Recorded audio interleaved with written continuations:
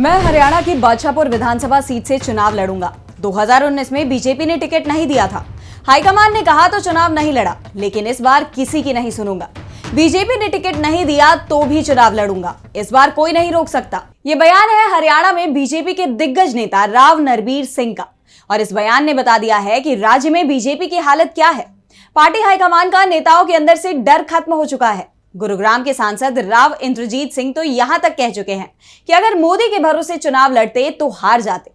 गांव में मेरे समर्थक मौजूद थे, जिनके चलते चुनाव जीत पाया। साफ है, मोदी का जब बीजेपी नेताओं को भरोसा ही नहीं है तो फिर डर भी नहीं है, और ये सामने भी आने लगा है। हरियाणा में विधानसभा चुनावों का ऐलान 3 महीने में हो जाएगा, और ये माना जा रहा है कि इस बार बीजेपी के सामने बहुत बड़ी मुश्किल है। लोकसभा चुनाव के बाद साफ दिखाई दे रहा है कि राज्य में कांग्रेस लगातार आगे बढ़ती जा रही है, तो बीजेपी का ग्राफ तेजी से नीचे गिर रहा है।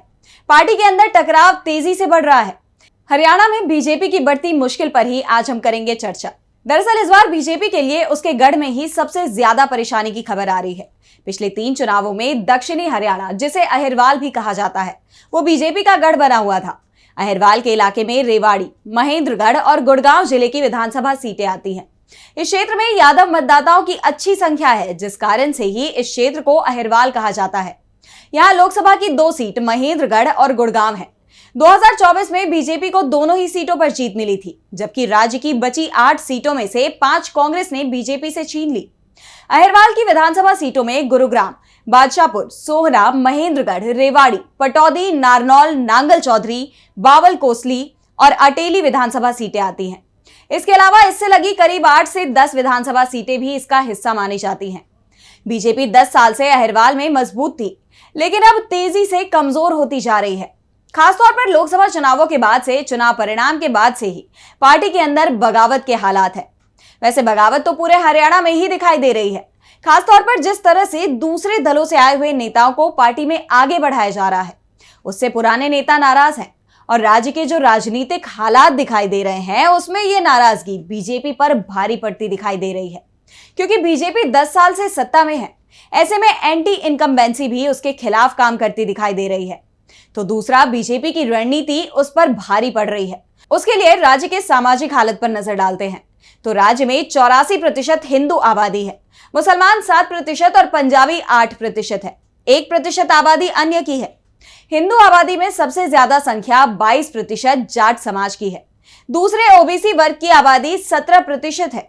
20% दलित और 15% सवर्ण आबादी है। राज्य में पंजाबी, मुस्लिम और जाट मिलकर करीब 39% होते हैं, और पिछले 2 साल से ये वर्ग बीजेपी से नाराज है। लोकसभा चुनाव में ये नाराजगी दिखाई भी दी थी। इसका एहसास बीजेपी को भी दिखाई दे रहा था, जिसके चलते पार्टी के नेता खुलकर आंख दिखा रहे हैं, जो बीजेपी की हार का बड़ा संकेत दे रहे हैं।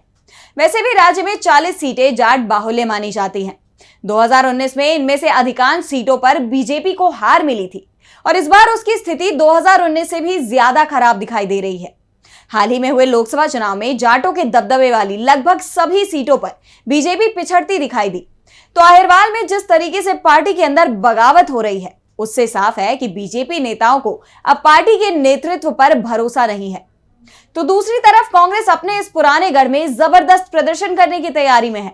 लोकसभा चुनाव में भले ही अहिरवाल कांग्रेस के साथ नहीं गया, लेकिन विधानसभा चुनाव में ये कमी पूरी होने वाली है। जाट समाज के दबदबे वाली सीटों पर तो पहले से ही कांग्रेस मजबूत दिखाई दे रही है, वहीं दूसरी सीटों पर भी कांग्रेस का ग्राफ बढ़ रहा है। तो बीजेपी के अंदर टकराव ने उसे और कमजोर बना दिया है। तो आज की हमारी स्पेशल रिपोर्ट में इतना ही। अगर आपको ये रिपोर्ट पसंद आई तो वीडियो को लाइक करना ना भूलें और चैनल को सब्सक्राइब कर लें।